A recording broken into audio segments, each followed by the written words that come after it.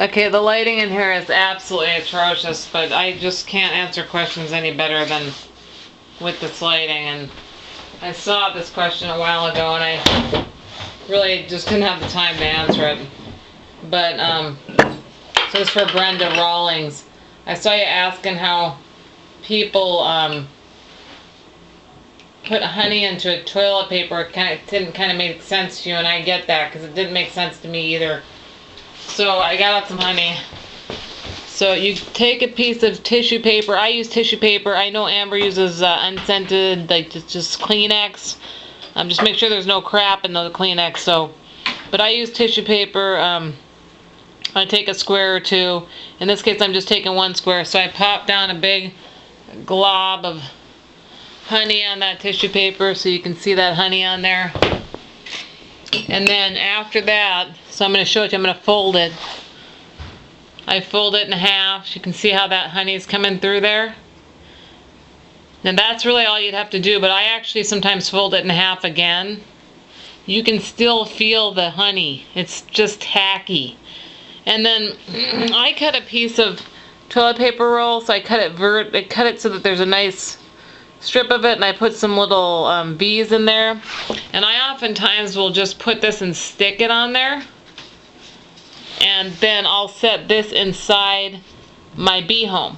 And my logic is they can kind of crawl up on there and it doesn't get all over the base of the apiary or bee buddy or bee condo or whatever the heck you're using. Anyway, so that's my method of doing it. And then some people talked about how I use a piece of fish filter inside a cap. So that's true. And so here's a cap that you can use just about anything. This is actually a cap. I don't remember where it came from. It's pretty shallow. It's probably about 1 inch across, and you could certainly use the supplement cap. If you did that, let me give you an example of one. Got one right here. So the top of my magnesium malate cap is about perfect, but it's a little bit deeper. And if you go get some fish filter from the store, and I'm actually going to show you, and I don't have any more because I actually gave out all my fish filter. But so if you buy this fish filter, sorry, the crap on it. But this is the excess of it. It's pretty, see how porous it is? So anyway, what I do is I cut that to the shape of this. I usually use a couple of them. And I put water in one, use distilled, it's best. And then I use sugar water in the other. And if I do that, I use filtered water, but I actually think distilled is better. You need to change that out daily. I mean, you really do. If you can try to put honey in it, but honey is pretty thick, so once you get your filter in there, you can just kind of press down, or your honey in there, and or whatever you're using, you can press down, and it acts like a little straw for them to eat off of or drink off of. If you don't, guys, you have to try using different ways of feeding. Those top feeders are something we supply. It's mainly for spring to summer, but once things start getting a little bit colder, bees I've noticed they don't eat as much. And so I have found it's better to use like Amber's method of, feeding them through tissue paper or toilet paper. And I have bee deaths, but I don't have as many as I'm hearing about. And anybody, I'm going to reiterate this one more time, hold on. Anybody who has bought the first prototypes of the tiny apiary and is struggling with, you need to have a TP roll in there cut with V's on either side. I've gone over this. I can certainly do it again.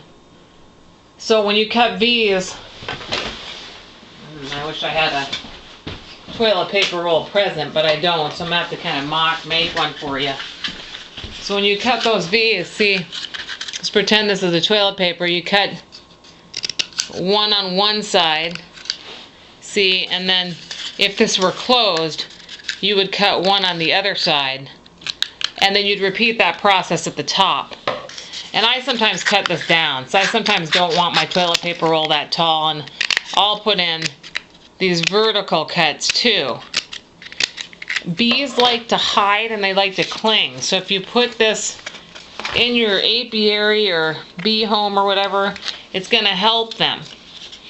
The other thing is that for those people that bought a wood apiary, and a lot of people just say, I don't need anything. I don't want to deal with honeycomb. And that was my feeling when we first made this. So I understand that. And if you have a butterfly tent and you've got feeding down, you likely will not need this.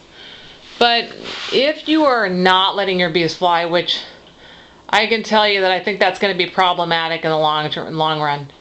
If they're not in an indoor enclosure, they can't go to the bathrooms. If you're feeding them a bunch of honey, they're gonna die, or it's just what I think. They may live a while, but they're not gonna live 2 to 3 weeks like a lot of us are seeing. Anyway, we have some extra pieces of this honeycomb. You don't need much. This is actually, I don't know, like 2 by 2. And believe it or not, just something like that in the back of the apiary, which can be removed without any consequence, because the hole that holds it in is a tiny one that Barry drills in it, and I forget how big it is. Hon, how big is the hole in there? 1/8 of an inch. At the 1/8 of an inch. They can't get through an 1/8 of an inch hole. Oh, in what? In this that holds it in.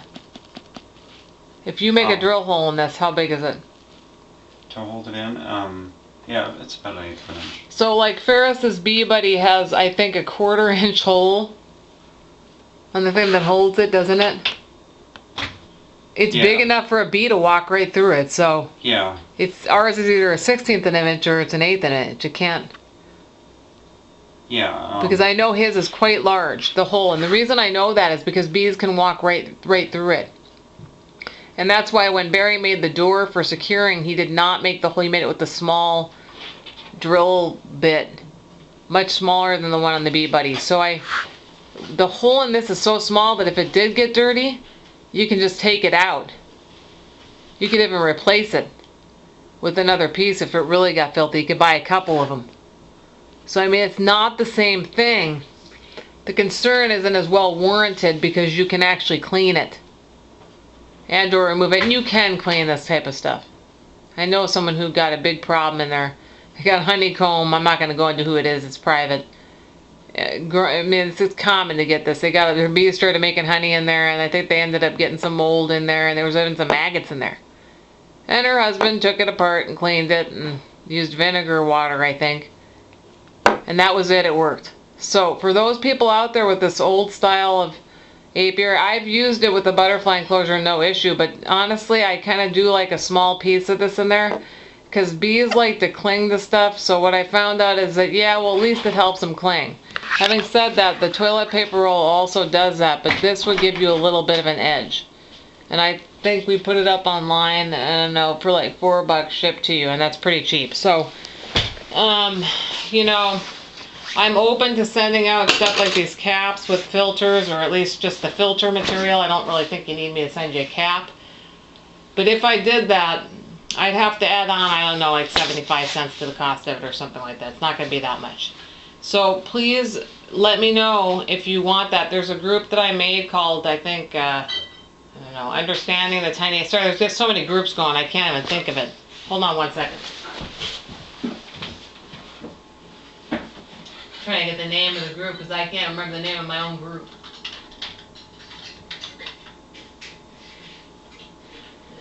It's like Understanding the Tiny Apiary, or...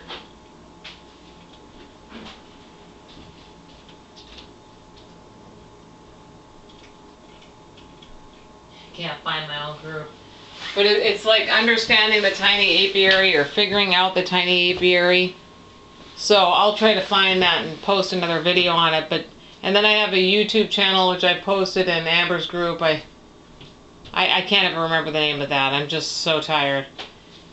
Anyway, check that out and try to do stuff to make your feeding situation better. If you do use a piece of toilet paper like this and it starts to get too seepy, like this one looks a little bit seepy, like it's got too much stuff coming through it, just take another piece of paper stuff and put it over the top of it.